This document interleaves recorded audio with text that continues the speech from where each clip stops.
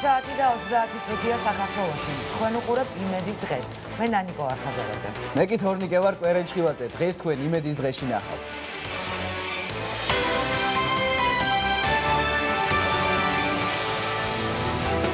საავადმყოფოები და სტომატოლოგიური კლინიკები, რომლებიც პაციენტებს ვერ ემსახურებიან. რომელიც ეხლა საჭიროების შემთხვევაში წამოვა. გარემო, რომელიც შეზღუდული შესაძლებლობის მქონე პირებს ვერ ერგება. 15 წუთია გელოდებით, აი როდის მოიტანება, როდის გახდება ეს ადაპტირებული. ფორმალურად ადაპტირებული კლინიკები დაუძლეველი პანდუსებით, ვიწრო ლიფტებითა და მიუდგომელი კაბინეტებით. ანუ მუდმივად პანდუსი არ გვაქვს. არა, მუდმივად არა. ნუ დამოუკიდებლად, ავიცი, ახლა აქ დახმარება ალბათ დაჭირდება ახლა. ხომ შეეძლებოდა მე იქით ამ მხრიდან გაკეთებულიყო. ჩვენც ადამიანები ვართ და გვინდა რომ ვისარგებლოთ საავადმყოფოთი. რისკ ფაქტორი მიუწვდომელი სამედიცინო სერვისის შესახებ.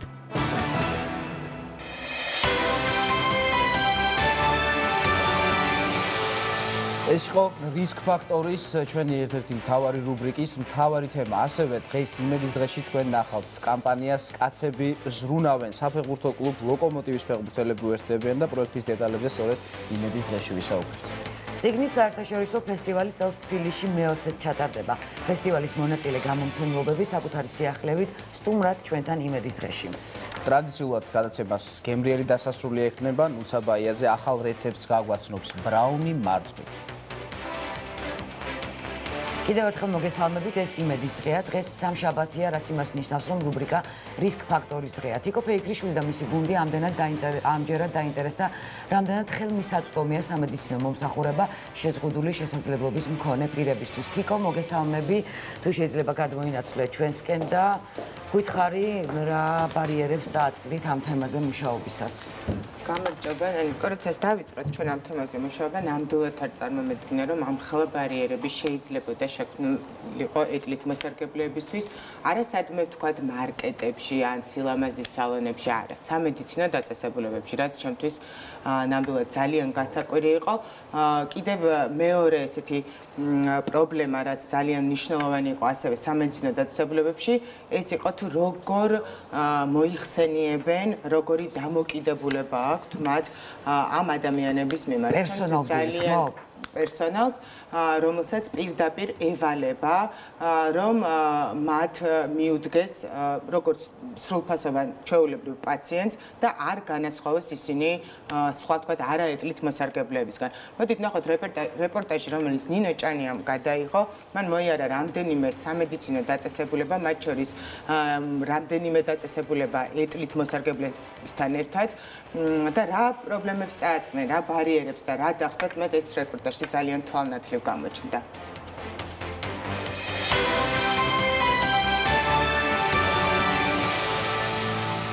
საქართველოში შეზღუდული შესაძლებლობის მქონე პირთა სტატუსით 125,000 ადამიანი სარგებლობს, რაც მთლიანი მოსახლეობის დაახლოებით 4%-ში ადგას. მათგან საყოველთაო ჯანდაცვის პაკეტი 2016 წელს მხოლოდ 26%-მა გამოიყენა, 2017 წლის 5 თვის განმავლობაში კი შეზღუდული შესაძლებლობის მქონე პირების მხოლოდ 11%-მა ისარგებლა ამ სამედიცინო მომსახურებით. კვლევა, რომელიც მოძრაობა ხელმისაწვდომი გარემო ყოველთვის გასულ წელს ჩაატარა, ჯანდაცვის სერვისებზე შეზღუდული შესაძლებლობების პირების ხელმისაწვდომობას ასახავს. პრობლემა, რასაც ეტლით მოსარგებლეები სამედიცინო დაწესებულებებში აწყდებიან, დღემდე ძალიან ხშირია. ჩვენ შევარჩიეთ თბილისში მოქმედი ჰოსპიტალები, სამედიცინო დაწესებულები, ჯანდაცვის სამინისტროდან გამოვითხოვეთ საჯარო ინფორმაცია თუ რომელ ჰოსპიტალებს ჰქონდათ ყველაზე მეტი მიმართვიანობა და იქიდან გამომდინარე ყველაზე მაღალი მიმართვიანობის დაწესებულებები დავამონიტორინგეთ, როგორც ინფრასტრუქტურაზე, ასევე დამოკიდებულებებზე და მოპყრობაზე და მომსახურების გაწევის რამდენად შეუძლია, თქვათ, ამ დაწესებულებს შეზღუდული შესაძლებლობის მქონე პირებს გაუწიოს მომსახურება. ბევრგანაა დარღვეული, ხო, იგივე კბილის ექიმის მომსახურებას ვერ ვიღებთ ხშირად, იმიტომ რომ ფიზიკურად ვერ შიგნით შეღწევა შეუძლებელია. სტომატოლოგიური კაბინეტი ყველაზე ხშირად წარმოადგენს გადაულახავ ბარიერს ეტლით მოსარგებლეთათვის. ეს წერეთლის გამზირზე მდებარე სტომატოლოგიური კლინიკაა. კაპიტალურად გაკეთებული პანდუსით, რაც სწორედ ეტლის მოსარგებლესთვის უნდა იყოს განკუთვნილი. და აქ საერთოდ ეტლიც ვერ შეეტევა გოგა დაზიანდება ეტლი. არა ერთი ბარიერი გადავლახე, იყო ძალიან სახიფათო პანდუსი და დახმარების გარეშე ვერანაირად ვერ შევძლებდი ამოსვლას. შემდეგი ბარიერი უკვე ხდება აქ არის პანდუსი, გადმოსაკეცი პანდუსი, მაგრამ იმდენად დიდი დაქანებაა კიბის, რომ უბრალოდ შეუძლებელია დახმარებითაც კი აქ ამოსვლა. იმისთვის, რომ დიანას სტომატოლოგიურ ოთახში მოხდეს, კიდევ ერთი გადაულახავი ბარიერი უნდა გაიაროს, რაც თითქმის შეუძლებელია. დასახმარებლად სართულზე მისი მეუღლე ექიმებს იხმობს, თუმცა სამედიცინო პერსონალი ეტლით მოსარგებლის მიმართ სრულ უცოდინარობას ამჟღავნებს და პაციენტს შეურაცხმყოფილი ტერმინოლოგიით მოიხსენიებს. სპეციალიზებული კლინიკები არის ქუჩის პირას და იქ მიხარ. აქ შეიძლება. მეჯერი ვერ შეზღუდული შესაძლებლობის მოხდები იმედი არის. ხო არ ვიცი აქ ჯანდაცვა იყო და ნახეს და რა ვიცი. აქ ჯერ არ ეს იღება. იღება? კი. აბა გავახლოთ და ხო, მაგრამ პაციენტის სავარძელში დასვავთ თქვენ? აწევთ და დასვავთ სავარძელში? ანუ თქვენ ვერა? მე უნდა ავწიო და დავსვა სავარძელში? ხო და ეს არ გამართვალისწინებული თქვენ პაციენტს რო იღებთ, ანუ მომსახურებას რო უწევთ, სამედიცინო მომსახურებას რო პაციენტი აწიოთ და დასვათ სავარძელში. რა უნდა გქონდეს გათვალისწინებული?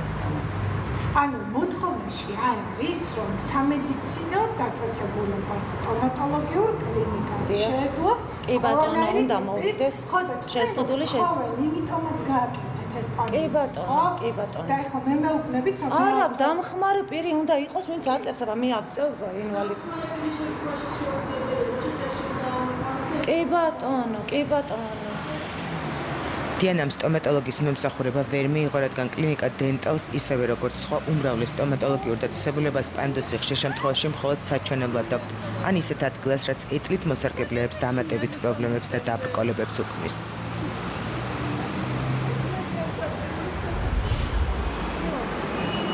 შეპესე ფენიქსის კაბინეტი თუ ყველა ჩვეულებრივი შესასვლელით სარგებლობს, ეტლით მოსარგებლეთათვის ის კორპუსის უკანა მხრიდან არის. დამატებითი დაბრკოლება და მანძილების შეზღუდული შესაძლებლობის პირმად ჯერ შემოვლით გზაზე უნდა გადალახოს. თუ გაუმართლა და მანქანებს შორის გაძრომა მოახერხა, ასეთი ასასვლელი დახვდება. სად უნდა გაძვრეს ეტლით მოსარგებლე თუ მოვა თქვენ? ნუ გავწევთ ავტომობილზე შემო. ჩვენი ავტომობილები და გავწევთ. ეს ხო დისკომფორტია. რა თქმა უნდა. დისკომფორტია. რა თქმა უნდა. ანუ გადაგელა ამას ან მოაჯირი არ უნდა გქონდეს, რომ დაეხმაროს ასვლაში თავის თავს. არის ეხლა ნორმატივებში ჩაეტია, როდესაც იყვნენ მოსულები და პრობლემა არ შექმნია, მოაჯირი არც ყოფილა. ვისთან შეათანხმეთ? თვითონ დადიოდა ჯანდაცვის სამინისტროდან პიროვნება, რომლებიც ამოწმებდა კლინიკებს, არა მარტო აქ, არამედ რეგულირების სააგენტოდან და რომ ნახეს დამაკმაყოფილება ჩათვალეს ყველგან. იმ კლინიკების უმრავლესობა, რაც ჩვენ ნახეთ, ჯანდაცვის სამინისტროს რეგულირების სააგენტოს სამსახურში შემოწმებული აქვს და შენიშვნაც არ ქონია. როგორც აღმოჩნდა, მთავარია მაკონტროლებელს შემოწმებისას ვიზუალურად პანდუსი ადგილზე დახვდეს, ხოლო გამოიყენებს თუ არა მას ეტლით მოსარგებლე, საჯარიმო სანქციით აღარ განისაზღვრება. ასეთ შემთხვევა არ ქონია ნამდვილად, რომ ასეთ შეშემებებ პირს მოემართა, რომ ვერ მოახერხა თქვა დაწესებულებაში იმის გამო რომ არ იყო პანდუსი თქვა სამედიცინო სერვისის მიღება ეს ჩვეულებრივად როგორც გითხარით დგება გეგმა და ამ გეგმის მიხედვით ხდება ამ დაწესებულებების შემოწმება. დაწესებულების შესასვლელში თუ კი ის ცილდება მიწის დონეს აუცილებლად უნდა იყოს პანდუსი მოწყობილი. გარდა ამისა თუ დაწესებულება არის ორსართულიანი და თქვა გარკვეული სერვისები მიეწოდება მეორე სართულზე, უნდა იყოს იმის შესაძლებლობაც რომ ეს სერვისი მიეწოდოს პირველ სართულზე. თუ კი თქვა მეორე სართულზე არ არსებობს ლიფტი ან სხვა რაიმე ესეთი პაციენტის უსაფრთხო გადაადგილების საშუალება. რეგულირების სააგენტოში ამ დროისთვის არ ამოწმებენ რამდენად შეესაბამება სტანდარტს ის პანდუსი, რაც ამა თუ იმ სამედიცინო დაწესებულებას საჩვენებლად აქვს. მაგალითად, დიღომში მდებარე მესამე სამკურნალო პროფილაქტიკური ცენტრი, სადაც პანდუსის მოძებნას 20 წუთი მოანდომეს. მე სიტყვაზე ვარ შეზღუდული შესაძლებლობის მქონე პირი და მინდა რომ გამოკლება ჩავიდე. მჭირდება სამედიცინო დახმარება. თქვენ მიიღებთ იმ სამედიცინო დახმარება. მე დაწესებულებაში. ცოტა ხან თუ მოითმენთ შეხვალ. ცოტა რამდენი ხანი აი დავეულოთ და მოიცა. კი ბატონო, რატომ გაქვთ ეს შენახული? საჭირო იმის შემთხვევაში გამომაგდა ის რა ქვია. და რატო ეძებდით ამდენი ხანი? ბატონო? რატო ეძებდით? რატო ვერ მოხერხდა ამდენი ხანი გამოტანა? მე არ ვუსვამ. წამოვიდეთ, თუ შეიძლება.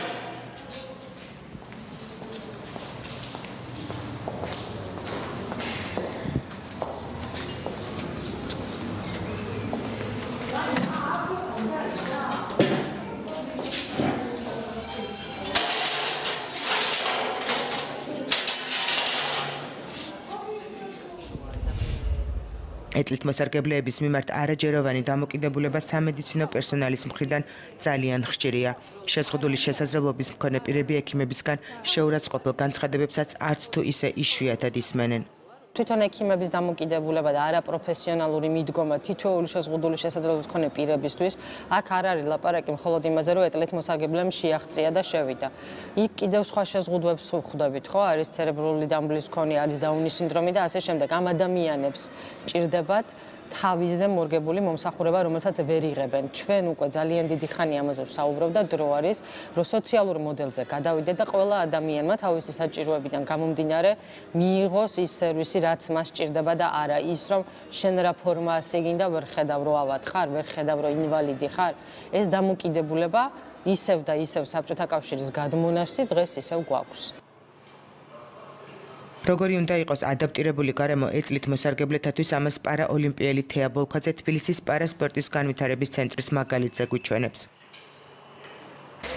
გარდა იმისა, რომ ჩვენ ძალიან კარგი კომფორტული პანდუსები გვაქვს, ჩვენ გვაქვს ლიფტიც კიდევ ადაპტირებული ფართო ზომის, რაც მთავარია, რომ შეგიძლია თავისუფლად შეხვიდე და არ შეგაბრკოლოს კარებმა, პლუს ამას აქ თავისუფლად შეგიძლია მოტრიალდე და თავისუფლად გამოხვიდე. ჩვეულებრივი ლიფტები არის 90 სანტიმეტრის, რომელიც სამწუხაროდ ჩვენი ეტლები არ ეტევა. ყოფილა შემთხვევები, სადაც რომელიღაცა დაწესებულებებში შევსულა და დამატებითი შესასვლელებით შევსულართ რა. პირდაპირ შესულიყავი და ვთქვათ, აღარ მოგწეოდა კიბეების ასვლა და ვთქვათ, ლიფტი არ იყო ადაპტირებული. იმის ფონზე, რომ ჩვენს ქვეყანაში შეზღუდული შესაძლებლობის მქონე პირების უფლებები საქართველოს კონსტიტუციით და საერთაშორისო კონვენციებით არის დაცული, განსაკუთრებული საჭიროების მქონე ადამიანების უფლებები ყოველ ფეხის ნაბიჯზე ირღვევა. არასამთავრობო ორგანიზაციები კანონის აღსრულების არაეფექტურობაზე საუბრობენ. არ გვაქვს ეფექტური კონტროლის და მონიტორინგის მექანიზმი. ანუ თუნდაც ის გაიდლაინები და პროტოკოლები, რომელიც შეიქმნა ბოლო წლებში კონვენციის რატიფიცირების შემდგომ ქვეყანაში და უზრუნველყოფს შეზღუდული შესაძლებლობის მქონე პირებისათვის ხარისხიანი მომსახურების მიწოდებას, მისი შესრულება როგორ ხდება, აი ეს მექანიზმი არ გვაქვს კარგად გაწერილი ქვეყანაში. ამის გამო არის, რომ ხშირად შეზღუდული შესაძლებლობის მქონე პირების უფლებები ირღვევა ჯანმრთელობის დაცვის სერვისების მიწოდების დროს. შეზღუდული შესაძლებლობის ეს ხდება კიბეები არა ადაპტირებული გარემო შესაბამისად ვიჩნდება გაცნა რომ დაწესებულებაში სამედიცინო დაწესებულებაში ვერ მოხდება. არა, ეგრე არ არის ზუსტად. ეხლა დროებით ავარ ჩვენ ამ დაწესებულებაში გადმოსული, ნაქირავები გვაქვს პირდაპირ შენდება ჩვენი ფარტი, სადაც სრულად იქნება ადაპტირებული უკვე შეზღუდული შესაძლებლობის მქონე პირთათვის, თუმცა ეგეც გავითვალისწინეთ, როდესაც ვიქირავთ ეს ფარტი, მეორე მხრიდან აქვს ამ დაწესებულებას შემოსასვლელი, სადაც არის შესაძლებლობა, რომ შეზღუდული შესაძლებლობის მქონე პირებისთვის გადაადგილება იყოს შესაძლებელი. სამედიცინო პერსონალის კვალიფიკაციის დაბალი დონე ჯანდაცვის სერვისებზე შეზღუდული შესაძლებლობის ხელმისაწვდომობას კიდევ უფრო აფერხებს. ორგანიზაცია ხელმისაწვდომი გარემო ყოველთვის კვლევაში გამოჩნდა, რომ კლინიკის თანამშრომლები განსაკუთრებული საჭიროების მქონე პირების მომსახურებაზე უარს აცხადებენ, რადგან მათ არ აქვთ არც ცოდნა და არც ინფორმაცია ამ საკითხზე. ასევე კვლევის ავტორების ინფორმაციით შეზღუდული შესაძლებლობის მქონე ბენეფიციარები მედპერსონალის მხრიდან შეურაცხმყოფელ დამოკიდებულებებსაც აწყდებიან. ყველგან ასე ვდგავართ, აი ეს უნდა გავუქნიო, ანუ ვერ ვაგებინებ და თუმეტეს ხალხი აქ დგას, მე საერთოდ ვიკარგები ჭრილში და იქიდან გამომდინარე, რომ ეს მაღალია, მე ვერ ვეკონტაქტები ამ ბარიერის უკან ვინც არის იმ პირს, ანუ ვერ ვეკონტაქტები. შემოდით ენა. კი მაშინ თუ შეიძლება თქვენ გამომძანდეთ, თუმცა აღარ შემოდის, არ არის ადაპტირებული თქვენი კარი რა შემოვიდეს. მე არ შემოვიდა. ესე გაგვიკეთა მთავრობა. მოვიცოდეთ ჩვენ იმისთვის, რომ თითოეული პაციენტის ვიზიტისას სამედიცინო პერსონალი უხერხულ მდგომარეობაში არ ჩავარდეს, სამედიცინო დაწესებულებებმა უარი არ თქვან ეტლიანი პაციენტის მომსახურებაზე და შეზღუდული შესაძლებლობის მქონე პირს ჰქონდეს შესაძლებლობა მიიღოს გადაუდებელი სამედიცინო მომსახურება, კანონის აღსრულება უნდა მოხდეს. შეზღუდული შესაძლებლობის მქონე პირთა უფლებების შესახებ კონვენცია, რომელიც ადგენს ძირითად ვალდებულებას სახელმწიფოთა მიმართ, რომ უზრუნველყოს შესაბამისი გარემოს შექმნა შეშმო პირთან დაკავშირებით და ეს გარემო ითვალისწინებს ტრანსპორტირებას, საცხოვრებელი გარემო და გარე ობიექტები, ასევე კომუნიკაციები და ინფორმაციის მიღებისა და გაცემის საშუალებები. ყველა ეს კომპლექტი ავალდებულებს სახელმწიფოს, რათა მან შექმნა შესაბამისი ბაზა შეზღუდული შესაძლებლობის მქონე პირებისათვის, რათა მათ მიმართ არ განხორციელდეს ცალკეულ შემთხვევაში დისკრიმინაციული მოპყრობა. ჩვენ არ შევქმნით შეზღუდული შესაძლებლობის მქონე პირებს შესაბამის გარემოს, ადაპტირებულ გარემოს, რათა მათ მიიღონ შესაბამისი მომსახურება, ისინი იყვნენ საზოგადოების სრულფასოვანი წევრები, აქ უკვე შეიძლება საუბარი ჯანდაცვის უფლების დარღვევაზეც, ვინაიდან თუ ჩვენ შესაბამის გარემოს არ შევქმნით, შეუძლებელია მან იმ მომსახურებით ისარგებლოს.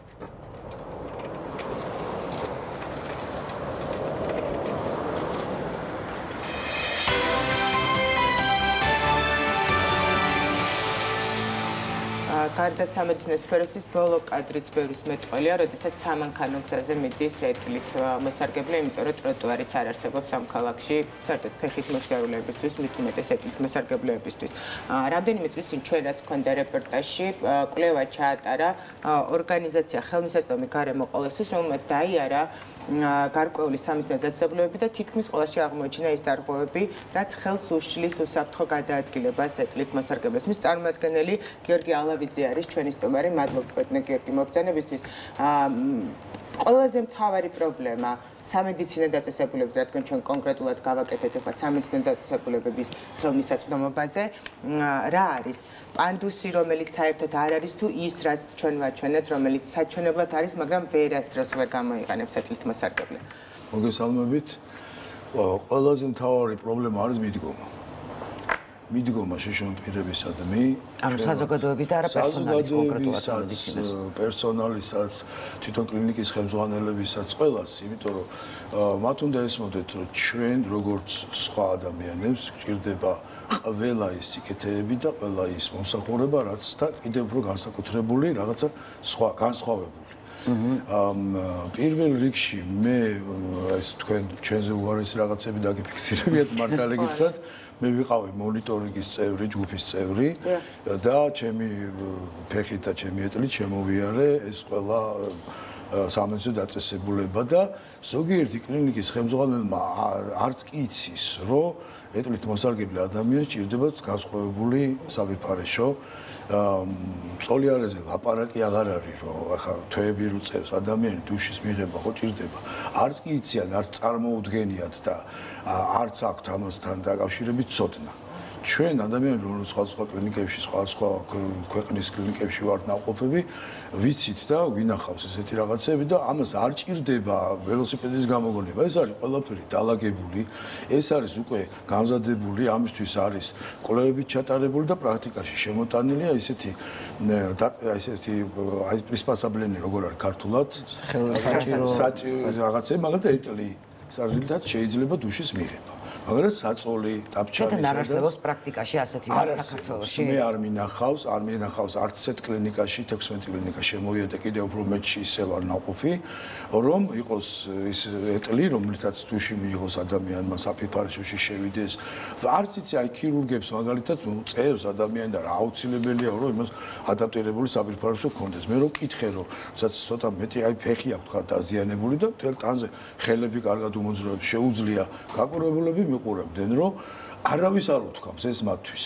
რას ნიშნავს მე რომ მივდივარ სადღაც სამუშაოდ მე ალბათ ვითვალისწინებ იმ შინაგანაწესს რომელიც აქვს ჩემს ავადმყოფოს და მე უნდა გავაკეთო ის რაც მე ვალება. ეს არის ჩემი პროფესია რომ მე მოვუარო ადამიანს. არ წერია შიშო პირთან მოსახლეობის. და სად არის პრობლემა ესე იგი? პრობლემა არის ძალიან კომპლექსურია პრობლემა, მაგრამ პირველ რიგში არის ჯანდაცვის სამინისტრომ უნდა დაუდგინოს როგორი უნდა იყოს სტანდარტები ის 51 დადგენილება რომელიც პრემიერ-მინისტრის მიერ არის ხელმოწერილი მე ხო არ დამდგენია რა იქ არის ხარვეზები სახალხო დამცველთან ერთად ოფისთან ერთად ჩვენ ეს გავიარეთ და ბანკი გამოსასწორებელი აუცილებლად რაღაც ხარვეზები არის მაგრამ აი ამ მიმართულებით სტანდარტების მიმართულებით რაღაცები მიახლოვებული არის დიდი მადლობა რეკლამის დროა ჩვენს ეთერში ჩვენ რეკლამის შემდეგ შემოგვიერთდება სახალხო დამცველის აპარატიდან სტუმარი და ასევე ჯანდაცვის სამინისტროდან რომლებიც გვეტყვიან არის თუ არა რაიმე საშუალება რომ დინამიკაში უფრო ხელმისაწვდომი გახდეს სამედიცინო მომსახურება შეზღუდული შესაძლებლობების პირებისათვის დაგველოდეთ რამდენიმე წუთში დაგიბრუნდებით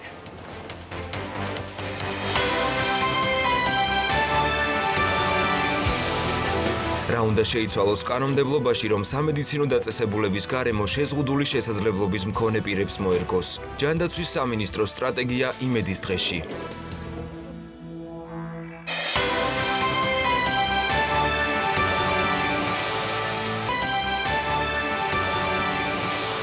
დაბრუნდა პირდაპირ ეთერში ჩვენ საუბრობთ რამდენად ხელმისაწვდომია გარემო საავადმყოფოებში და ზოგადად სამედიცინო დაწესებულებაში შეზღუდული შესაძლებლობის მქონე პირებისთვის ჩვენ შემოგვიერთდა სახალხო დამცველის ოფისის წარმომადგენელი კონკრეტული დეპარტამენტი არის შეზღუდული შესაძლებლობების მქონე პირების დაცვის მის წარმომადგენელი ქალბატონი ირინე ობოლაძე მოგესალმებით ქალბატონი ჩვენ აქ საუბრობთ პირველ რიგში დამოკიდებულებაზე რაც გააჩნიათ სამედიცინო პერსონალს შეზღუდული შესაძლებლობის მქონე პირების მიმართ მაგალითად ერთ-ერთი ექიმი თეთრხალათიანი მა ესე მიმართა ჟურნალისტს რომ რატომ მომიყვანეთ აქ ინვალიდი წაგეყვანათ სხვაგან აი ეს მიმართვა თქვენ როგორც ახლა დამცველის ოფისის წარმომადგენელს რას ნიშნავს არის თუ არა შეურაცხმყოფელი არის თუ არა დისკრიმინაციული შეიძლება თუ არა სამედიცინო პერსონალმა ესე მიმართოს პაციენტს რომელიც არის ეტლით მოსარგებლე მოგესალმებით პირველ რიგში მივესალმები მაყურებელს დიდი მადლობა სტუდიაში მოწვევისთვის ძალიან სამწუხაროა ბუნებრივია მსგავს დამოკიდებულება არა მხოლოდ სამედიცინო პერსონალის მხრიდან აქვს ასეთ შემთხვევებს ადგილი სამწუხაროდ ხშირია ანალოგიური შემთხვევები სხვა სფეროში სხვა სამედიცინო პერსონალის დამოკიდებულება არ უნდა მიმართოს ასე იმიტომ რომ იქიდან გამომდინარე რომ ჩვენ გვაქვს ქვეყანაში უკვე ახალი რეგულაცია ქვეყანა მიერთებულია გაეროს შეზღუდული შესაძლებლობის მქონე პირთა უფლებების შესახებ კონვენციას რომელშიც განმარტებულია ვინ არიან შეზღუდული შესაძლებლობის მქონე პირები. ინვალიდი ეს არის საბჭოთა პერიოდიდან ასე ვთქვათ გადმოყოლილი თუ შეიძლება ითქვას ტერმინი რომლის გამოყენებაც დღეს ნამდვილად არ არის სწორი და მით უმეტეს მედიცინის სფეროს წარმომადგენლისგან შეიძლება ითქვას რომ ეს არის დისკრიმინაციული ელემენტების შემცველი გამონათქვამი და მის ნაცვლად ქვეყანაში უნდა დავამკვიდროს სწორი ტერმინოლოგია რომელსაც შესაბამისად შემდეგ მოყვება სწორი დამოკიდებულება ცნობიერების ამაღლება და ასე შემდეგ ეს არის სწორედ ნაკლები ინფორმირებულობა ნაკლები ცნობიერება დაბალი ცნობიერებულობა და ამ ადამიანების უფლებების შესახებ კონსტიტუცია ირღვევა პირდაპირ. როდესაც კონსტიტუციაში კი წერია რომ ყველა ადამიანი არის თანასწორი და ყველა ადამიანმა თანაბრად უნდა ისარგებლოს იმ სიახლეებით, სიკეთეებით, ჯანდაცვის სერვისებით როგორც ჩვეულებრივი მოქალაქე სარგებლობს, ნებისმიერი ადამიანი სარგებლობს, ისე უნდა ისარგებლონ ეტლით მოსარგებლებმაც. ეს მარტო არა რაღაც სამედიცინო სფეროში რაღაცების დარღვევა, კონსტიტუციის დარღვევა და კანონის დარღვევა პირდაპირ. რა თქმა უნდა, ძალიან ბევრი როგორც ეროვნული, ასევე საერთაშორისო ნორმატივი ირღვევა მსგავსი დამოკიდებულების და მიმართვების დროს და ეს კიდევ ერთხელ გავიმეორებ, არის სწორედ იმ დამოკიდებულების და იმ დაბალი ცნობიერების შედეგი, რაც სამწუხაროდ არსებობს. მაგრამ თუ ჩვენ რეაგირებას არ მოვახდეთ ამ შეცდომებზე, ამ დისკრიმინაციაზე, სადამდე მიგვიყვანს ეს და თუ კი ვაპირებთ ჩვენ რაიმეს გაკეთებას, როგორ უნდა მივუდგეთ ამ საკითხს, ალბათ გექნებათ რაიმე კონკრეტული გეგმა ამასთან დაკავშირებით. თუნდაც ის რომ ჩვენ ქვეყანაში გვაქვს თანასწორობის, ასე ვთქვათ, აქტი, დისკრიმინაციის ყველა ფორმის ამოფრის შესახებ კანონი და მოგეხსენებათ, რომ სახალხო დამცველი ასევე არის აღნიშნული კანონის აღსრულებაზე, აღსრულების მექანიზმს წარმოადგენს და სახალხო დამცველის აპარატში ფუნქციონირებს თანასწორობის დეპარტამენტი. თუ მოქალაქე ჩათვლის, რომ მის მიმართ ადგილი ჰქონდა დისკრიმინაციულ დამოკიდებულებას, ქმედებას და ასე შემდეგ, მას შეუძლია, რა თქმა უნდა, გაასაჩივროს ეს მისი, ასე ვთქვათ, მის მიმართ განხორციელებული ნებისმიერი პირის მხრიდან, მათ შორის ეს იქნება სახელმწიფო, იურიდიული თუ ფიზიკური პირი და მიმართოს სახალხო დამცველს, რომელიც შეისწავლის. ხალხის დისკრიმინაციის საკითხებზე საკმაოდ ბევრი მომართვიანობაა. ჩვენი დეპარტამენტი არ შეისწავლის ამ საკითხებს, თუმცა გვაქვს ძალიან მჭიდრო თანამშრომლობა თანასწორობის დეპარტამენტთან და თანასწორობის დეპარტამენტის პრაქტიკაც საკმაოდ ფართოა, კონკრეტულად შეზღუდული შესაძლებლობის მქონე პირის ნიშნით დისკრიმინაციის შემთხვევებზე. ეს არის მოგმართავენ ყველაზე ხშირად. ძირითადად მოგმართავენ უშუალოდ უფლებადარღვევის ფაქტზე, რომელიც შეიძლება არ იყოს დისკრიმინაციის შემცველი, მაგრამ ამა თუ იმ მოქალაქემ ვერ მიიღო სერვისი, ან არ მიიღო, თქვათ, სრულყოფილად სერვისი. ან დამოკიდებულება ერთი მინდა რეგულირების სამსახურმა, როდესაც ჩვენ ის ჩავწერეთ, მისი წარმომადგენელი თქვა, რომ არასდროს არც ერთ შეზღუდული შესაძლებლობის მქონე პირს არ მიუმართავს და არ უთქვამს, რომ რომელიმე კლინიკაში ვერ მიიღო შესაბამისი მომსახურება. ანუ განცხადებით არ მოუმართავსო. ესე იგი სარგებლობენო. შეიძლება ხა რეალობა ესე დავამახინჯოთ, თქვა. ესე ვერ დავინახოთ, შეიძლება ნეტა, რადგან არ მომართავს, ესე იგი გასხმა, რომ ყველაფერი წესია, მას მაინტერესებს. ის რომ მოქალაქე გიორგი, აი, როდესმე მიგიმართავს, ან სახალხო დამცველისთვის, ან რეგულირების სამსახურისთვის, რომ ვერ მიიღე მომსახურება, ან ვინმე უფლება დამცველს. ეს არის ჩემი შეცდომა, რომ არ მიმართავს ერთ-ერთ კლინიკაში, ხა არ დავასახები კლინიკას. კლინიკის ხელმძღვანელი გამოვიდა და როგორ მოხვედიო თუ საჭესთან ზიხარო და მაშინ ნეტლიერად გინდაო. და გამიღეთ კარები მეთქი და ავტეხე სიგნალი ეს იყო გადავრია იქაურობა რომ შემიშვეს ბოლოს კი რა გამოვიდნენ და ჯერ მე ჩხუბი და მთელი ამბავი რომ მეთქი მოდით გადმომიღეთ ეტლი მომეხმარეთ ჩასვლას და გამიღეთ პანდუსი კარები რომელიც ქონდა ჩაკეტილი და უმეტეს შემთხვევაში სადაც ხო არ არის პანდუსი მაგრამ სადაც არის ყველგან არის ჩაკეტილი კი, ჩვენ აი 20 წუთი ეძებდნენ რაღაცა გაურკვეველ რკინის იმას, რომელიც დააგდეს მერე და არც იყო იმ კიბეს ბოლომდე.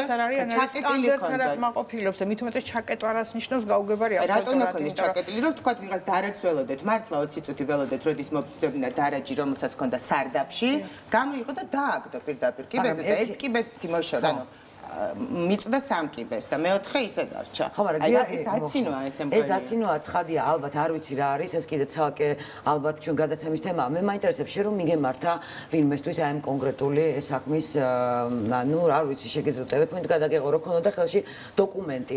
რა მოხდებოდა ამის შემდეგ? არაფერი ისე. არ შეიცვლებოდა? არაფერი ისეთი არ. ნუ ერთი განცხადება იქნება ჯანდაცვის სამინისტროში პრეზენციის მქონე ადამიანი. ხო, მაგრამ აუცილებელია რომ იყოს ესეთი მიმართვა. დისკრიმინაცია ხებთ, ინდოს დისკრიმინაცია მოხდა. ესეთი დისკრიმინაცია სადმეში ვერ შევედი, ხო? ანუ კანონით არ დაიჯებოდა არავინ, ხო? ნანიკო, აქ არის აუცილებელი, უნდა მიიღოს პარლამენტმა არის ესეთი ფაკულტატური ოქმი, რომელიც არის აი ამ გაგრძელება და დამატება ამ კონვენციის 2006 წლის შეშომა პირთა უფლებების გაეროს კონვენციის, რომელიც პირდაპირ მე შემიძლია ვერ შევედი სადმე, ხო? ავდექი გავაგზავნე ჩემი საჩივარი გაეროში და პირდაპირ გაერო განიხილავს. იქ ეხა იქ სანქციები კი არ იქნება, მაგრამ ქვეყნის პრეზიდენტი, პრემიერ-მინისტრი რო ჩავა იქ ეთქვია.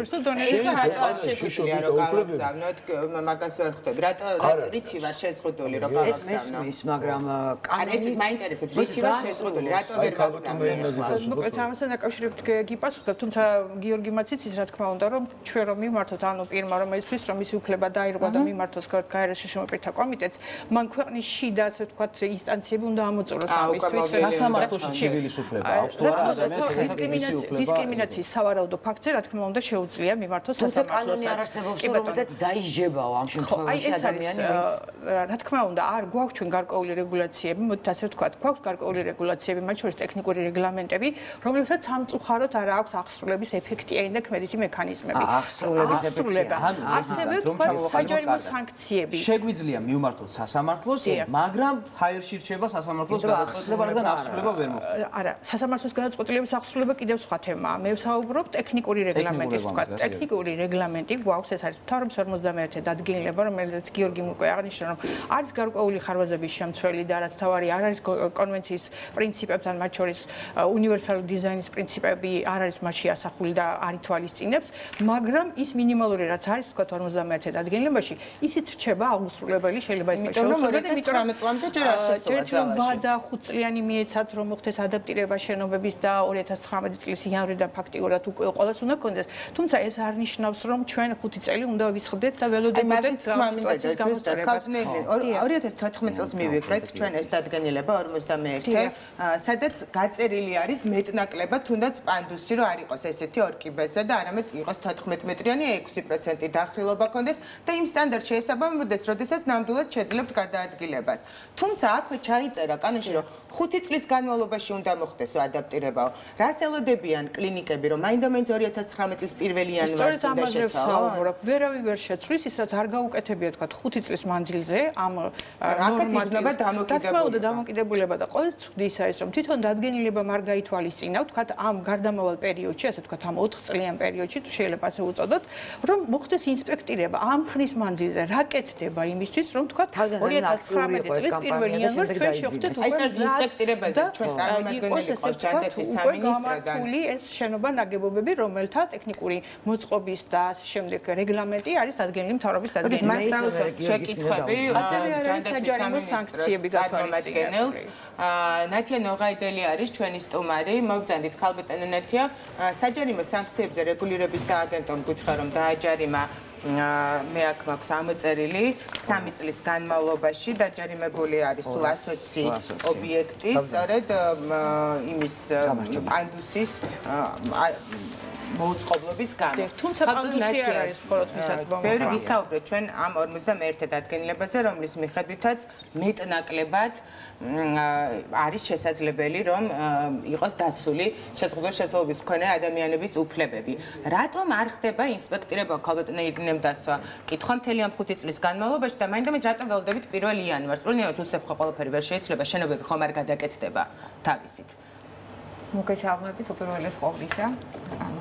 ძალიან მნიშვნელოვანი საკითხია და მნიშვნელოვანი პრობლემაა. პირველ რიგში მინდა აღნიშნო და ძალიან აქტუალურია ეს მიმართულება. მინდა აქვე დავამატო, რომ ის ტექნიკური რეგლამენტები, რომლებიც ითვალისწინებდნენ შეზღუდული შესაძლებლობის მქონე პირებისათვის სამედიცინო სერვისების ხელმისაწვდომობას, ჯერ კიდევ მომზადებული იქნა და ზალაში შევიდა აღნიშნული მთავრობის დადგენილების 51 დადგენილება მაქვს საუბარი ზალაში შესვლამდე.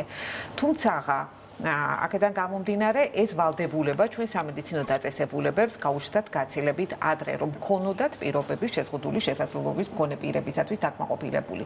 თუმცა კონკრეტულად როგორ უნდა მოხდეს ამ პირობების დაკმაყოფილება, ეს ყველაფერი ძალიან კარგად არის გაწერილი 51 დადგენილებაში, რომელიც არქიტექტურ გეგმარებით, ასე ვთქვათ, ხასიათის მოთხოვნებს აწესებს, მათ შორის სამედიცინო დაწესებულებისათვის. ეს მთავრობის ტექნიკური რეგლამენტი 2014 წლის იანვარში იქნა მიღებული, 5 წლის მერე შედის ხო ძალაში სამწუხაროდ ტექნიკური რეგლამენტის პირობები არ ითვალისწინებს გარდამავალ ეტაპზე რაღაც გარკვეულ მონიტორინგს იმ დაწესებულებებში, როგორ ხდება ამ დაწესებულებებში გარკვეული პირობების პრაქტიკულად საქართველოს მთავრობით არის მთავრობის დადგენილება და ასე ჩაიდო მთავრობის დადგენილებაში და ეს არ ითვალისწინებს, არ არის გათვალისწინებული გარდამავალ ეტაპზე ამ თქვათ გეგმა გარკვეული როგორ უნდა მოხდეს. აქედან გამომდინარე ვერკეტი რომ არ არის ქალბატონეთი ესეთი შედეგები გვაქვს ხო ჩვენ ახლა რაც ნახეთ რომ თითქმის იმ კლინიკების უმრავლესობას რაც ჩვენ გადავიღეთ იმედი მაქვს რომ ეს არ არის უმრავლესობა ზოგადად ქვეყანაში, თუმცა უკვე ეჭვმეპარება არის აბსოლუტურად გამოუყენებელი. როდესაც თქვენი წარმომადგენელი მიდის და ნახულობს, რომ ეს არის მხოლოდ საჩვენებლად და მართლა ვერასდროს ვერ ისარგებლებს მაგით ეტლით მოსარგებლე, ამ შემთხვევაში არ იწერება არანაირი სანქცია? ისეთ რაშია საქმე. პირობების შეზღუდული შესაძლებლობის მქონე პირებისათვის, როდესაც დარღვეულია, მაშინ ბუნებრივია დგება იქ ოქმი და დაწესებულება ჯარმა შესაბამისად. აი, ჩამის სტუმარი გიორგი დრომლის დაიწყო აშკარად.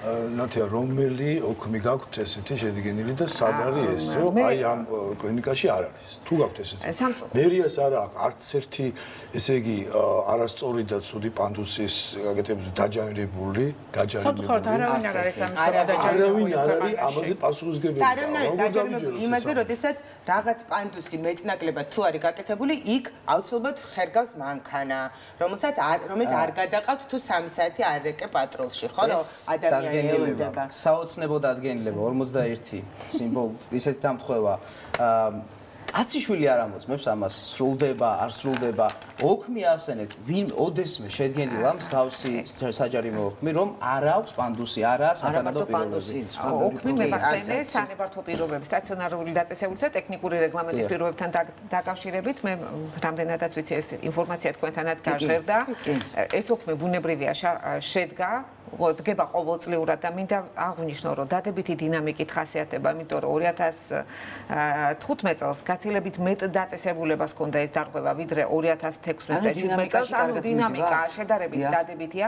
მაგრამ კონკრეტულად როგორი უნდა იყოს პანდუსი როგორი უნდა იყოს მისი დახვის უნდა ადიოდეს ადამიანზე ასვლას უნდა ახერხებდეს ასე შემდეგ ამ ეტაპზე ვინაიდან და რადგანაც ტექნიკური რეგლამენტი 51 ჯერჯერობით არ არის ძალაში შესული აქედან გამომდინარე ჯერჯერობით არსებობს მაინც ეს ადამიანები, რომლებსაც უნდათ რომ შევიდნენ სამედიცინო დაწესებულებაში, ხა ძალიან ისეთი რამაც არის. 2019 წლამდე არ მივიდეს სტომატოლოგში. არა. მოდით არ გვინდა სწორად, მოდით სწორი ინტერპრეტაცია მოახდინოთ ამ შემთხვევაში შეიძლება დადგენილების. პირველი და უმთავრესი დადგენილება ძალაში შესულია 2014 წლის 1 იანვრიდან. ანუ ეს იმას ნიშნავს, რომ ის სავალდებულოა ქვეყნის ტერიტორიაზე. განსაკუთრებით თუ დღეს მიმდინარეობს მშენებლობა, ანუ ახალი შენობა, ნაგებობები, იქნება იქნება სამედიცინო დაწესებულებები, საზოგადოებრივი დანიშნულების სხვა ობიექტები თუ ასე შემდეგ.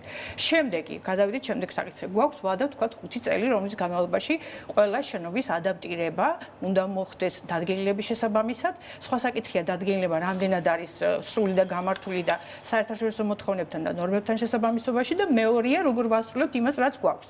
სამწუხაროდ 5 წლის განმავლობაში შეიძლება ითქვას, რომ არსებითი ცვლილება ამ მიმართულებით არ მომხდარა. ასევე აქ გაჟღერდა ვინ არის ზედამხედველი ამ ყველაფერთან დაკავშირებით. არის განსაკუთრებული დანიშნულების ობიექტები, სადაც რეგიონალური განვითარებისა და ინფრასტრუქტურის სამინისტროს სპეციალური სიპი ახორციელებს ზედამხედველობას, თბილისის მასშტაბით თბილისის მერიის თბილისის მუნიციპალიტეტის მერია ახორციელებს, რაც შეეხება რეგიონებს, ეს არის ადგილობრივი თვითმმართველობის შესაბამისი ორგანოები. მათ შორის არქიტექტურის სამსახურებისა და ზედამხედველობის სამსახურების უფლებამოსილება. თუმცა იქაც გვაქვს არაერთგვაროვანი და ძალიან სამწუხარო პრაქტიკა. ერთი რომ ბევრ მუნიციპალიტეტში ჩვენი შესწავლის შედეგად საუბრობ მე საყოდამცველის მიერ ამ საკითხის შესწავლის საფუძველზე, გამოიკვეთა რომ რეგიონების გარკვეულ ნაწილში მიმდინარეობს ზედამხედველობა და მეთვალყურეობა, თუმცა როგორც ასეთი პასუხისმგებლობა და დაждის მექანიზმები იქაც არ არის, იმიტომ რომ დადგენილებაში არ არის სამწუხაროდ ეს მექანიზმი, ასე ვთქვათ, სადამსჯელო პრევენციული ვთქვათ რაღაც დაზღვევა იმისა, რომ არ მოხდეს არასწორად ნაგებობების და შენობების გამართვა და მშენებლობები და მეორე არის მუნიციპალიტეტები, სადაც საერთოდ არ იციან ამ 51 დადგენილების შესახებ. აქაც პრობლემაა, იმიტომ რომ ის არ არის ინტეგრირებული იმ სამშენებლო ნორმებში, რომლებიც ცალკე არის ქვეყანაში და არსებობს. ამიტომ ეს საკითხი არის საკმაოდ ფართო, კომპლექსური, ძალიან კომპლექსურია და ბუნებრივია არ არის მხოლოდ პანდუსი. ამ შემთხვევაში შედარებით სამინისტრო ადაპტირებულია შეზღუდული შესაძლებლობებით. საყოველთაო ჯანდაცვის პროგრამა დარწმუნებული ბრძანდებით, რომ სტანდარტებით ადაპტირებულია. მე გათხოვე თქვენ ეტს, ეგრე ნებისმიერ დროს შეგიძლიათ აი ადამიანი რომელსაც კარგად ხელებ, მე გათხოვებ თქვენ ეტს, მოვალთ და გადავიღოთ, როგორ მოხდებით ჯანდაცვის სამინისტროში თქვენ დამოკიდებით. სახელმწიფო უწყობებზე კარგი გასაკეთებელია ეს ექსპერიმენტი, მაგრამ მე ვიღებ თქვენს გამოწვევას აუცილებლად გავაკეთოთ ეს თემა, რადგან ჯერ კიდევ ჯანდაცვას საუბრობთ. ორი კითხვა მაქვს ხალბატონო ნათია თქვენთან, იმიტომ რომ იწურება უკვე ჩვენ საერთოდ რომ ერთი არის რომ აგერ არის სამთავრობო ორგანიზაციამაც ჩაატარა გამოკვლევა და აღმოჩნდა რომ მხოლოდ 26%-მა ისარგებლა საყოველთაო ჯანდაცვის სისტემით, იმიტომ ვერ ისარგებლა დანარჩენმა, რომ არ იყო ხელმისაწვდომობა. თუ საყოველთაო ჯანდაცვის სისტემა აძლევს შანსს ამ ადამიანებს რომ იმკურნალოს და იმავე დროს უქმნის ბარიერს რომ ვერ იმკურნალოს, ეს კანონმდებლობის ხარვეზია, ეს უბრალოდ არასწორი დამოკიდებულებაა თუ რას ნიშნავს ეს? იცით რა შესაქმე საყოველთაო ჯანდაცვის პროგრამა ითვალისწინებს და ზოგადად სახელმწიფო პროგრამები ჯანდაცვითი ითვალისწინებს თანაბარ ხელმისაწვდომობას ყველა ადამიანისთვის საქართველოში, მიუხედავად გენდერული თუ ჯანმრთელობის მდგომარეობისა მისი. აქედან გამომდინარე, ყველა პიროვნება შეუძლია ისარგებლოს იმ ჯანმრთელობის სიკეთეებით, რაც არსებობს საქართველოში. არ გაუღეს მანქანით რატო ხარ თუ ეთრით ხარო და ისეთი დამოკიდებულება მიიღო, რომ აღარ მოუნდა მკურნალობა. სამწუხაროდ არსებობს გარდა ამავდროულად ის ტექნიკური რეგლამენტები, რომელიც მიუხედავად იმისა, რომ 51 ჯერ არ არის ძალაში და კონკრეტული დეტალიზაცია არ აქვს, როგორ უნდა იყოს საფიხარეშო. როგორ არ არის ხალხო 51 ძალაში პირველიამდე შევიდა და ძალაში 5 წელიწადი რას უნდა ველოდოთ? მე ვერ ნუ ყოველ შემთხვევაში იქიდან გამომდინარე რომ იანვარში დამტკიცებული 2019 წლის იანვარში შედის ძალაში და ყველა დაწესებულებებს რომელიც იყო მშენებლობის სტადიაზე თუ დასრულებული უფლება აქვს რომ 5 წლის განმავლობაში ეს მეორე მოხში არის გაწერილი და რომელიც უკვე არის მეორე სართულზე იმან რა უნდა ქნას ქალტენად მეორე სართულზე ცალსახად წერია ჯანდაცვის სანებართო პირობებში რომ ყველა სათავსი უნდა ხელმისაწვდომი იყოს შეზღუდული შესაძლებლობის მქონე პირებისათვის ამისთვისაც არსებობს ანუ დაიხურება 2019-ში ესენი დაიხურება დაწესებულებები ამ ეტაპზე დღეს ვიდრე არ ვამბობთ ჩვენ რომ არ არსებობს პანდუსი როგორი უნდა იყოს გავანებოთ თავი როგორი უნდა იყოს პანდუსის დახვეწ და ვინტი და ასე შემდეგ დღეს ამას გავანებოთ თავი იმ შემთხვევაში თუ პაციენტი სამედიცინო მომსახურებას ექმნება ხელმისაწვდომობას პრობლემა იქიდან გამომდინარე რომ ვერ ახერხებს ის სერვისის მიღებას ტექნიკური ბარიერების არსებობის გამო მას შეუძლია მიმართოს სამედიცინო საქმიანობის სახელმწიფო რეგულირების სააგენტოს და მოხდება ამ სამედიცინო დაწესებულების გადამოწმება და როდესაც ის ვერ აკმაყოფილებს ტექნიკური რეგლამენტით, იგივე სანებართო პირობებით განსაზღვრულ მოთხოვნებს, მოხდება ამ დაწესებულების დაჯარიმება და იძულებული იქნება ეს დაწესებულება შემდგომი სანქციებიდან. ანუ და თქვენს ხელხაზზე ნებისმიერ ადამიანი, ვინც იგრძნობს რომ მილახები და ამიტომ გამომდინარე ეს საკითხი პრევენცია ერთი კითხვა ძალიან მოკლედ მიპასუხოთ ზუსტად ნახევარწუთი გვაქვს რომ ექიმების დამოკიდებულება ჩვენ რაც ვიხილეთ ახლა როგორ მიმართავენ და როგორი დამოკიდებულება ამაზე რამე ბერკეტი გააჩნია ჯანდაცვის სამინისტროს იცით რაშია საქმე ეს არის ექიმის მორალური ვალდებულებები და არა მხოლოდ ექიმის ეს არის ყველა მოქალაქის მორალური ვალდებულებები რამე სანქციები მათ არ გააჩნია გამომდინარე მე ვფიქრობ რომ ძალიან დიდი მნიშვნელობა აქვს რომ თქვენთან ერთად ხო ჰიპოკრატე მაინც არ დაუფიცებია რა უბედურება სამწუხაროა და ჩვენ ძალიან ცუდი მაგალითი ვნახეთ ყველა მოქალაქის ვალდებულება რო იყოს თუმცა ექიმებს ოდნავ უფრო მეტი ვალდებულება აქვს ძალიან დიდი მადლობა საკმაოდ ის დისკუსია გამოგვივიდა და კიდევ ერთხელ ხაზს ვუსვამ რომ ეს ჯერ კიდევ ძალიან სერიოზული პრობლემა არის ჩვენს სახელმწიფოში იმედი მაქვს 2019 წლიდან აღარ იარსებობს ის კლინიკები რომლებიც ესე ეპყრობიან ადამიანებს და ისინი შეცვლიან და ადაპტირებას მოახდენენ გიორგი ძალიან დიდი მადლობა მოსვლისთვის იმედი მაქვს რომ შემდეგში ჩვენც უფრო მობილიზებულები დაგხვდებით და უფრო ნაკლებ დაბრკოლებას შეგიქმნით აქ მოსვლისთვის. ვადლობთ ხალბერტენერიდან ნახვამდის. ამ სიბნელეს გაანათებს წვდიაც, გაანათებს ეს განათლება, სიკეთე, ზრუნვა და სწორედ ზრუნვაზე გვექნება ახალ პროექტზე გვექნება საუბარი. კაცების ზრუნავენ, ეს არის ერთობლივი პროექტი, რომელშიც ჩართულია ფეხბურთის ფედერაცია და რამდენიმე წუთში დავბრუნდებით პირდაპირ ეთერში ასე რომ დაგვრჩით.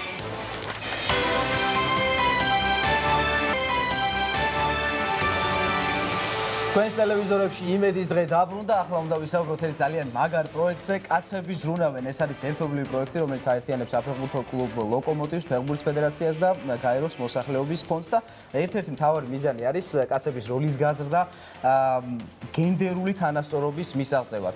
ვიდრე უშუალოდ ამ პროექტზე ვისაუბრებთ, მანამდე ერთ ძალიან საინტერესო კვლევაზე ისაუბრებს ახლა ჩემი კოლეგა მარიკა ბაგურაც. მარიკა, რა კვლევაა და რა ხდება გაგვაცანი? მოგესალმებით, ეს არის ზუსტად ის კვლევა, რომელიც საფუძვლად ედება ამ კამპანიას, რაზეც თქვენ სტუმრებთან ერთად ისაუბრებთ. ეს არის კვლევა სახელწოდებით კაცები და გენდერული ურთიერთობები საქართველოში. გაეროს მოსახლეობის ფონდმა 2014 წელს გამოაქვეყნა ამ კვლევის და გამოკითხვის შედეგები. 2014 წლის შემდეგ ჩვენ უახლესი მონაცემები არ გვაქვს, თუმცა როგორც ვიცით, იგეგმება ახალი კვლევის ჩატარება იმისთვის, რომ შევადაროთ ერთმანეთს დღევანდელი და 4 წლის წინანდელი მონაცემები, მაგრამ სანამ გვექნება ახალი სურათი, ასე ვთქვათ, მანამდე გადავხედოთ იმას, რაც ხელთ გვაქვს. კვლევა აჩვენებს, რომ ბავშვის აღზრდის პროცესში დედების და მამების როლი თანაბრად არ არის გადანაწილებული. და როგორც ჩანს, ბავშვის დაბადებისთანავე ავტომატურად იგულისხმება, რომ მთავარი პასუხისმგებლობა უნდა დაეკისროს სწორედ დედას. მოდით ახლა ვნახოთ პირველი მონაცემი, რომელსაც თქვენ ხედავთ ეკრანზე. აქ ჩანს, რომ გამოკითხული მამების 30-42% საერთოდ არ არის ჩართული ბავშვის აღზრდაში, აი ამ კუთხით, რაც არის აქ ჩამოთვლილი. ეს არის საჭმლის მომზადება, საფენის გამოცვლა, ბავშვის ბანაობა და ასე შემდეგ.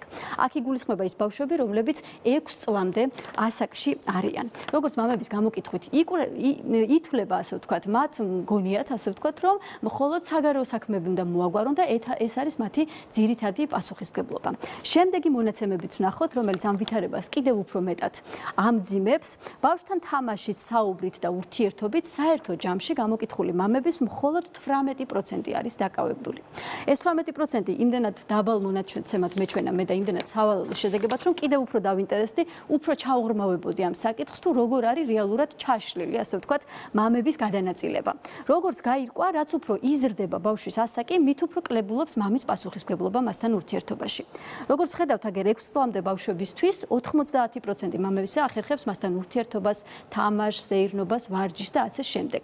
თუმცა, როდესაც უკვე ბავშვი არის 7-დან 12 წლამდე, ეს მაჩვენებელი თითქმის ნახევრამდე ვარდება და 90%-დან 45%-მდე იკლებს. და შემდეგ კიდევ უფრო იკლებს უკვე 15%-მდე, როდესაც ბავშვი არის 13-დან 18 წლის ასაკში. ძალიან მძიმე არის ეს მონაცემები და საერთოდ ჯამში ჩანს, რომ ის პრობლემები, რაც ზუსტად 13-დან 18 წლის ასაკში გროვდება, გარდატეხის ასაკში, ეს არის მაგალითად მათი პრობლემები, მათი შეკითხვები მშობლებთან და ასე შემდეგ, სწორედ მაშინ, როცა ყველაზე მეტად არიან საჭირო მამები, მაშინ ამ მამების მხოლოდ 5% იჩენს შვილების მიმართ ამ ურთიერთობის ინტერესს და ასეთ ტიპის აქტივობებს. როდესაც საჭიროა მათთვის წიგნის შერჩევა, წიგნის კითხვა, მასწავლებელთან საუბარი, საშინაო დავალებების მომზადება და ასე შემდეგ და ასე შემდეგ. როგორც ხედავთ, ვითარება და სურათი არის საკმაოდ მძიმე, მაგრამ ერთის მხრივ ეს სიმძიმე მეტ мотиваციას აძლევს დარწმუნებული ვარ გაეროს მოსახლეობის ფონდს, რომ მეტი და მეტი საინტერესო პროექტი და უკაცრავად პროექტი და აქცია ჩაატაროს იმისთვის, კამპანია ჩაატაროს იმისთვის, რომ უფრო მეტად მოხდეს კაცების ჩართულობა. არ იგულისხმება აქ მხოლოდ მამების ჩართულობა, შეიძლება ჩართული იყვნენ კაცები, რომლებიც სამომავლოდ პოტენციურ მამებად გადაიქცევიან და ასე რომ ვნახოთ ახლა თუ რას გეგმავს გაეროს მოსახლეობის ფონდი ამ საკითხზე უკვე თქვენ სტუმრებთან ერთად განაგრძობთ საუბარს. მადლობა მარიკა, ახლა ვიღაც ტელევიზორთან აუცილებლად იტყოდა, რომ ჩასახვის პროცესში ხო მონაწილეობდიო. ეს ხუბლობა. შეყვარით ხოდი ამას შემოთავნიკე. თორნიკე კარგი მამა, ისე აღნიშნა ვიდრე მოგესალმებით. ბოდიში. მოგესალმებით, მივესალმებით ჩვენ სტუდენტს და წარმოგიდგენთ გაეროს მოსახლეობის ფონდის კომუნიკაციის ანალიტიკოსი სალომე ბენიძე, კეთი გოლიაძე, საქართველოს ფეხბურთის ფედერაციის საზოგადოებასთან ურთიერთობის სამსახურის ხელმძღვანელი და ნიკა ჭანტურია, საფეხბურთო კლუბ ლოკომოტივის ფეხბურთელი. სტატისტიკა ვნახეთ და არ მჭირს კაი ამბავი მაინც და მაინც თუ მარიკას კვლევის შედეგებს დავაყდობით, რომელიც გაგვაცნო მარიკამ. რას შევცვლით, რას ვაპირებთ, თქვენ რას აპირებთ? მოგესალმებით, დიდი მადლობა პირველ რიგში მოწვევისთვის. მე მინდა კვლევას დაუბრუნდე ორიოდე სიტყვით. მინდა აღვნიშნო, რომ სრული ვერსიის ნახვა, რა თქმა უნდა, ჩვენს ვებგვერდზე არის შესაძლებელი და ზოგიერთი მოგეხსენებათ ეს მრავალი კომპონენტისგან შედგება ეს კვლევა და ზოგიერთ კომპონენტში მაჩვენებელი უფრო დაბალიც კი არის შესაბამისად განსაკუთრებით იმ ნაწილში, სადაც მაგალითად წიგნის კითხვა სასწავლო პროცესში ჩართულობას ეხება საკითხი, ასე რომ ნამდვილად ძალიან ყოვლის მომცველია ეს კვლევა და ძალიან საინტერესო მონაცემებს გვიჩვენებს. თუმცა იმედი გვაქვს, რომ როცა მომავალ წელს ჩვენ კიდევ ერთხელ დავუბრუნდებით ამ საკითხს და ახალ კვლევას ჩავატარებთ, ძალიან დიდი იმედი გვაქვს, რომ უკეთესობისკენ იქნება შეცვლილი სურათი. თუმცა მანამდე ორიოდე სიტყვით მოგახსენებთ ჩვენი კამპანიის შესახებ კაცები ზრუნავენ, რომელიც უკვე ახსენეთ 2016 წლიდან დავიწყეთ ჩვენ საქართველოში ეს კამპანია.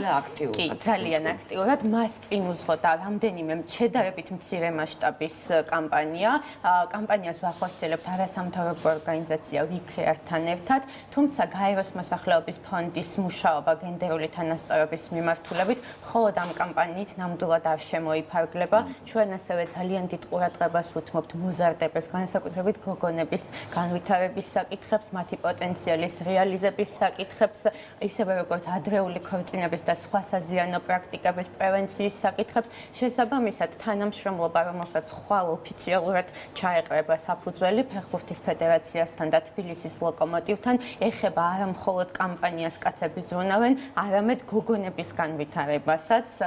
გოგონები უნდა სპორტულად განვითარებათ და ფიზიკურად გააქტიურებას, იმიტომ რომ ძალიან მნიშვნელოვნად მიგვაჩნია ის რომ რაც მთავარია ყველას შევუქმნათ თანაბარი სასტარტო პირობები. აქვე კითხავ. წვდელებთან და მსაჯებთან თუ იმუშავებთ, რადგან გოგონები პროაქტიურად. აუცილებლად ჩვენი თანამშრომლობა, რომელსაც ვიწყებთ ოფიციალურად ხვედან, თუმცა წინა პირობები უკვე არსებობს ამ თანამშრომლობის, არის საკმაოდ მრავალმხრივი. შესაბამისად, ჩვენ გარდა იმისა, რომ ფეხბურთელები როგორც სახეები, რადგან ფეხბურთი ძალიან პოპულარული სპორტია საქართველოში, იქნებიან ჩართული ჩვენ ძალიან კარგი ფოთის გუნდი ყავდა ქალთა ფეხბურთში, რომელიც ძალიან ცნობილი იყო პლანეტარული მასშტაბით. ქეთი მზად არის ფედერაცია, რომ ქალები წაგვახალისო. გამარჯობა, მოგესალმებით. საქართველოს ფეხბურთის ფედერაციის პრიორიტეტს ახლა სწორად რომ მივება საუბარს წარმოადგენს ქალების ფეხბურთში ჩართულობის გაზრდა. ერთ-ერთი მთავარი პრიორიტეტია ეს ჩვენი მიმართულების. გარდა იმ მთავარი მისიისა, რაც გულისხმობს იმას, რომ ყველას უნდა შეეძლოს ითამაშოს ფეხბურთი. არ აქვს მნიშვნელობა სქეს, რელიგიურ შეხედულებებს, აბსოლუტურად ყველას შეუძლია, ვისაც სურს რომ ითამაშოს ფეხბურთი, ის სიამოვნოს ამ თამაშით, ყველას უნდა შეეძლოს რომ ამას მიაღწიოს. გარდა სპორტული მხარისა, რასაც ფეხბურთის ფედერაცია ქალების ჩართულობის გაზრდისთვის აკეთებს, ეს არის რეგულარული ჩემპიონატი, რომელიც უკვე 2 წელია ტარდება, ასევე ასაკობრივი ტურნირები ბავშვებს შორის, რომელიც ასევე ძალიან აქტიურად ტარდება. არსებობდა აუცილებლობა, რომ ყოფილიყო საზოგადოებრივი მხარდაჭერა ქალების სპორტში, ფეხბურთში ჩართულობის. სწორედ ამიტომ მე ძალიან მიხარია, რომ გაეროს მოსახლეობის ფონდმა დაინახა ეს პლატფორმა, რომ ფეხბურთი არ არის მხოლოდ დაუშვათ სპორტული ნაწილი და აქვს მას დიდი სოციალური დატვირთვა, რაც მის მასშტაბურობაშიც გამოიხატება, დაინახა ეს პლატფორმა და ჩვენ ახლა ერთად ვამბობთ, რომ ქალების ფეხბურთში ჩართულობა ძალიან მნიშვნელოვანია, საზოგადოების მხარდაჭერა იმისთვის, რომ პატარა გოგოებმა, ვინც ახლა იწყებენ დაუშვათ მათი არჩევანის განსაზღვრას, გქონდეთ მხარდაჭერა საზოგადოების, რომ აირჩიონ ფეხბურთი თუ ეს უნდათ და ასევე ძალიან მნიშვნელოვანია ისიც, რომ მეორე ნაწილი რაც არის კაცების ჩართულობა. აცებას რომ აირჩიონ ფეხბურთი. კი ბატონო, მე რა თქმა უნდა, ეს ძალიან მნიშვნელოვანი ნაწილია. აშკარად. დაბატიეთ. ჩვენთვის ძალიან მნიშვნელოვანი არის ის, რომ ეს არ ყოფილა ისეთი ინიციატივა ჩვენი მხრიდან, რომელსაც ვიღაცას თავს ახვევ. ჩვენთვის ძალიან მნიშვნელოვანია, რომ ჩვენ თანამოაზრეები ვიპოვეთ ამ ადამიანების სახით და ამიტომ ძალიან დიდი იმედი გვაქვს, რომ ამ სხვადასხვა მიმართულებით იქნება ეს კაცების ჩართულობა გენდერული თანასწორობის მიღწევის პროცესში, გოგონების ჩართულობა ფეხბურთში თუ ასე შემდეგ. დიდი იმედი გვაქვს, რომ ამ მრავალმხრივი მუშაობით რაღაც საინტერესო შედეგებს მივაღწევთ. დარწმუნებული ვარ და მე ყველაზე მეტად მამაკაცის აზრი მაინტერესებს ფეხბურთელის. თქვენ მზად ხართ რომ მიგვიღონ ქალები ფეხბურთში და ჩვენც გავხდეთ ასე კარგი მოთამაშეები? რა თქმა უნდა, მოგახსენებთ სტუმრებმა, რომ ეს ლოკომოტივისთვისაც საკმაოდ პრიორიტეტულია პირველ რიგში, იმიტომ რომ ლოკომოტივი პარტნიორობას იწყებს ორ ძალიან მნიშვნელოვან კომპანია ფეხბურთის ფედერაციასთან და გაეროსთან ერთად. რა თქმა უნდა, ეს ყველაფერი სასიკეთოდ შეცვლის დღევანდელ სტატისტიკურ მდგომარეობას. მოგეხსენებათ FIFA და UEFA საკმაოდ აქტიურ კამპანიებს ატარებენ ამ მიმართულებით, რომ გოგოები უფრო ჩართულები იყვნენ ფეხბურთში. სამწუხაროდ შეიძლება საქართველოს რაღაც ცნობიერების პრობლემა იყოს ამ კუთხით, რომ არ არის აუცილებელი, ვისაც გოგოშვილი ფეხბურთზე შეყავს, აუცილებლად პროფესიონალი ფეხბურთელი გამოვიდეს. ეს იმსახურება ცხოვრების ჯანსაღ მიზანს და ზუსტად ცხოვრების ჯანსაღ წესს და ზუსტად ის გენდერული ბალანსი დაცული იყოს და მათაც ჩვეულებრივად სრულფას უნდა შეუძლიათ იყვნენ სპორტის სამსახიობაში ჩართულები. ერთი კითხვა მაქვს, ძირთადად როგორც ვიცით, გოგონები არაჩვეულებრივი გულშემატკივრები არიან ფეხბურთელებიც, ხშირად შეყვარებულებიც კი. ამ შემთხვევაში როგორ ფიქრობთ, კარგი მოთამაშეები იქნებიან თუ ჯობია რომ ისევ ვიგულშემატკივროთ და ვიყოთ შეყვარებულები თქვენში? ეს რა თქმა უნდა უკვე მათ არჩევანზეა დამოკიდებული და რაღაც ესე დაშტამპულად არ უნდა იყოს, რადგან ის გოგოა არ შეუძლია სპორტის სამსახიობაში მონაწილეობის მიღება. მოკლედ კაცების ზრუნავება ეს არის ერთ-ერთი კამპანია, რომელიც ძალიან აქტიურად უკვე მიმდინარეობს ჩვენ ქვეყანაში. ძალიან ბევრ ადგილას ჩვენ გვხვდება ფოტო, როგორ უკითხავს მამა-შვილს წიგნს და ასე შემდეგ. ახლა მივადექით უკვე სხვა ურთიერთობას კაცებისა და ქალებისა. თქვენი შეყვარებული ნია წივწივაძე იყო ჩვენი გადაცემის სტუმარი, ის მის საქართველოს გახლავთ და მან გითხრა რომ მე მყავს შეყვარებულიო ნიკაო, რომელიცო მუდმივად ხელს მიწყობს ყველაფერში, მას უნდა რომ ჩემი კარიერა ვითარდებოდესო, ის ყოველთვის მიშვებს იქ, სადაც აუცილებელია ჩემი ყოფნა.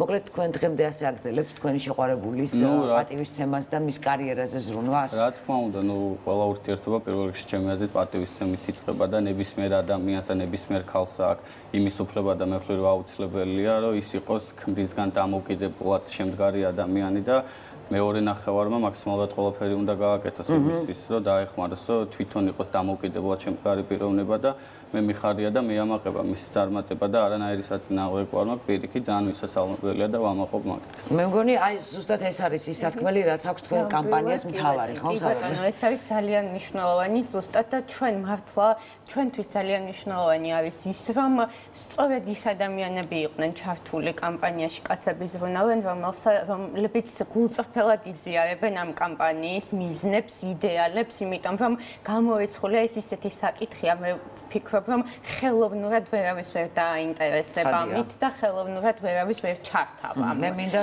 დაასრულეთ ბოდიში. და ამიტომ მინდა რომ ძალიან დიდი მადლობა გადავუხადოთ ჩვენს პარტნიორებს, იმიტომ რომ მართლაც ესეთი მოდელების ჩვენებით ჩვენ ვფიქრობთ, რომ ცნობიერებაში, საზოგადოების ცნობიერებაში ძალიან ბევრი სასიკეთო ცვლილების მოხდენაა შესაძლებელი და რატომაც არა უნდა გამოვიყენოთ ის გავლენა, რომელიც ამ ადამიანებს გააჩნიათ სასიკეთო ცვლილებებისთვის. რა აქტიურ კითხვა გაქვს? აღარ მაქვს კითხვა, მე მინდოდა დამშვიდობა და წარმატება დამატებისობა. მაშინ დამშვიდობა. ძალიან დიდი მადლობა. ორიოდე სიტყვით ვიტყვი, ერთი ძალიან მნიშვნელოვანი ამის შესახებ ჩვენ ბევრი რამე გვაქვს ერთობლივად დაგეგმილი, მათ შორის მამის დღე, რომელიც 19 ივნისს აღინიშნება, მამების თასი, რომელიც წელს მეორედ აღინიშნება და ასევე მინდა ვთქვა, რომ წიგნის ეროვნულ ცენტრთან პარტნიორობით წელს ფრანკფურტის წიგნის ფესტივალზე ჩვენი კამპანია იქნება წარმოდგენილი და ლევან კობიაშვილი წარადგენს მას ესეთ საერთაშორისო ასპარეზზე პირველად ვამბობთ ამას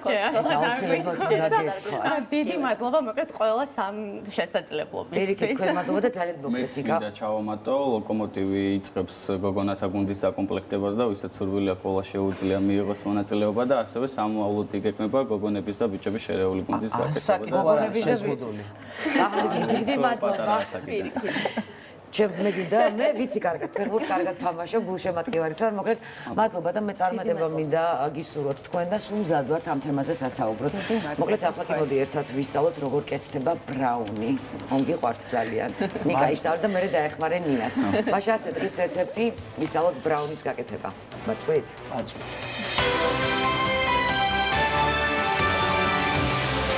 რუბრიკის სპონსორია ახალი ნაყინი ცოცხალი ხილით. პირველად საქართველოში, მხოლოდ ბარამბოსგან. ბრაუნი მარწყვით გემრიელი, სუბუქი და პოპულარული ნამცხვარია. მის მოსამზადებლად დაგჭირდებათ 120 გრამი ნიგოზი, 60 გრამი მარწყვი, 125 გრამი კარაქი, 200 გრამი შავი შოკოლადი, 3 ცალი კვერცხი, 150 გრამი შაქარი, 70 გრამი ფქვილი. თავდაპირველად კარაქი და შოკოლადი ორთქლის აბაზანაზე გავადნოთ. ცალკე ჯამში კი კვერცხი და შაქარი ავთქვიფოთ. როდესაც შოკოლადი და კარაქი ერთიან მასად იქცევა, ოდნავ შევაგრილოთ და გოგლი მოკლს შევურიოთ. შემდეგ კარგად გავცრათ ფქვილი და მსხვილად დაკეპილი ნიგოზი დავამატოთ. ამის შემდეგ ცომი უძირო ფორმაში გადავიტანოთ, რომელიც ქვემოდან ფოლგით კარგად უნდა გავამაგროთ. გამოვაცხოთ 15-17 წუთის განმავლობაში 165 გრადუს ტემპერატურაზე. სასურველია სუფრაზე მიტანამდე 5-6 საათით მაცივარში გავაჩეროთ. შემდეგ კი შეგვიძლია სერვირება დავიწყოთ და ბრაუნზე მარწყვის ნაჭრები მოვათავსოთ. ბრაუნი მარწყვით მზად არის. გემრიელად მიირთვით.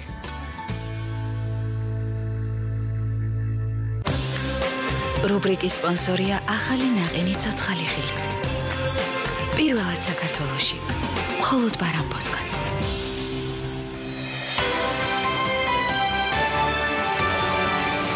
იმედის დღე დაბრუნდა პირდაპირ ეთერში 31-3 ივნისის ჩათვლით.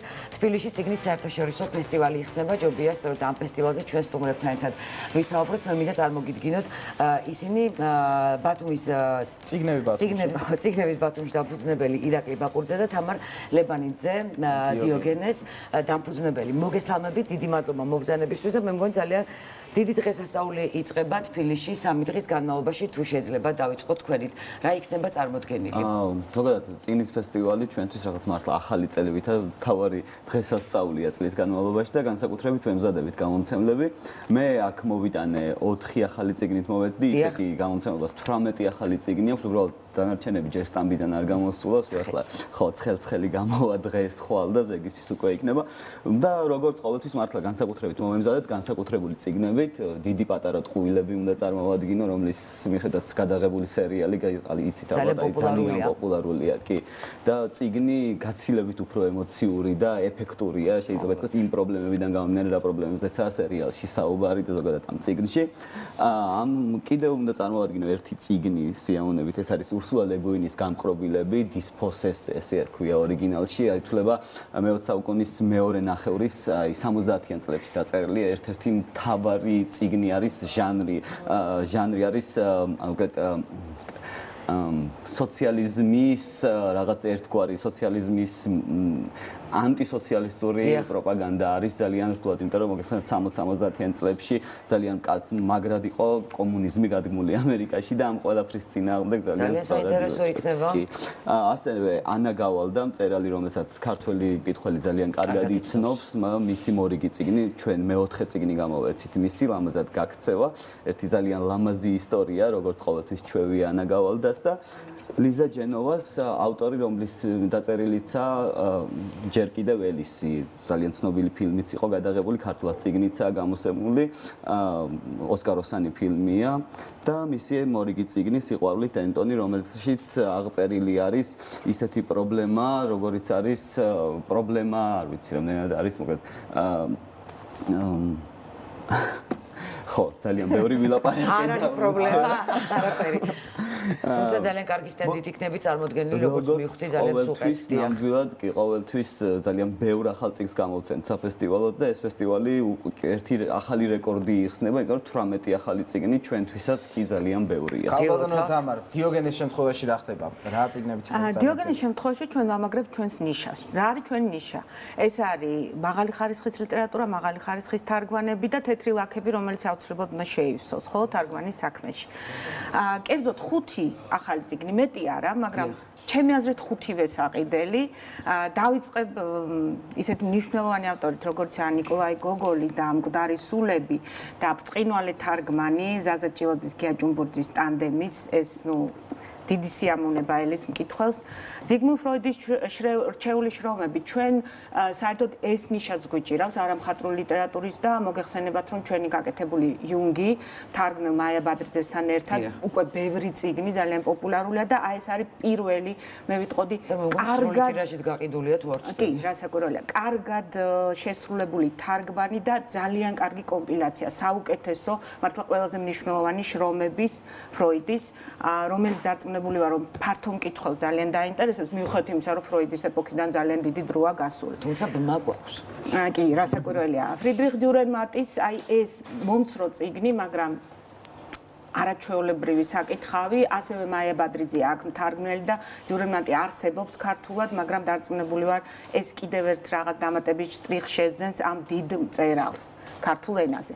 ნიკოს კაზანძაკისი და ალექსის ზორბასის ცხოვრება, თარგმნელი მაია კაკაშვილი და მე ამ წიგნს განსაკუთრებით მინდა ხაზი გაუსვა, არა მარტო იმ ძალიან ცნობილი ფილმის გამო, რომელშიც ენტონი κουინმა სრულიად წარუშლელი შთაბეჭდილება მოახდინა ყველაზე, არამედ უპირველეს ყოვლისა ტექსტის გამო და ეს პერსონაჟი, რომელიც მართლაც გამორჩეულია მსოფლიო ლიტერატურაში და იცით როგორ გითხრათ, აი სიცოცხლის ჰიმნია ერთგვარი. შეიძლება ითქვას. და ბოლო მეხუთე ეს არის ჯონათან საფრანგ ფოერის ეს ცნობილი წიგნი, ფოერი ქართულად ჩვენ გამოვეცით ამერიკელების სერიაში, სრული გასხილოსნება და აი ეს თარგმანი, რომელიც დათო ახალაძემ შეასრულა, მე ვფიქრობ ძალიან კარგია და ქართულ მკითხველს განსაკუთრებით მოეწონება. კიდევ ერთი რამ თქვა, ძალიან მოკლედ. ყველა სტუმარი, ვეცდებით ყოველ შემთხვევაში, რომ ყველა სტუმარმა საჩუქრად მიიღოს ჩვენგან აი ეს რუკა, რომელიც ჩვენი ცნობილი ბესტსელერის რუკების წიგნის შემადგენელი ნაწილია, საქართველოს რუკა. და დიდი ტირაჟით გვაქვს დაბეჭდილი. ყველანი, ვინც მოვლენ ფესტივალზე, ისიამოვნებენ ბავშვები განსაკუთრებით რასაკვირველია. ძალიან დიდი მადლობა. წარმატებებს გისურვებთ. უნდა წავიკითხოთ წიგნები, სწორედ წიგნი და განათლება გაანათებს იმ წყდიაც, რაზეც ვისაუბრეთ პირველ ბლოკში და რაზეც ვისაუბრეთ რისკ ფაქტორში. უბრალოდ მაყურებელს ვეთქვი, რომ წიგნის ფესტივალი უკვე მე-20-ად ტარდება თბილისში და წელს უკვე არა ერთ, არამედ ორ პავილიონში იქნება წარმოდგენილი. მე მადლობას მოგახსენებთ მობრძანებისთვის. მადლობა გელით. აუცილებლად, იმიტომ რომ მე მიყვარს ეს ფესტივალი, ჩვენ ყველამდე გემშვიდობებით. მომავალ შეხვედრამდე 2 საათზე იწყება ქრონიკა. ნახვამდის.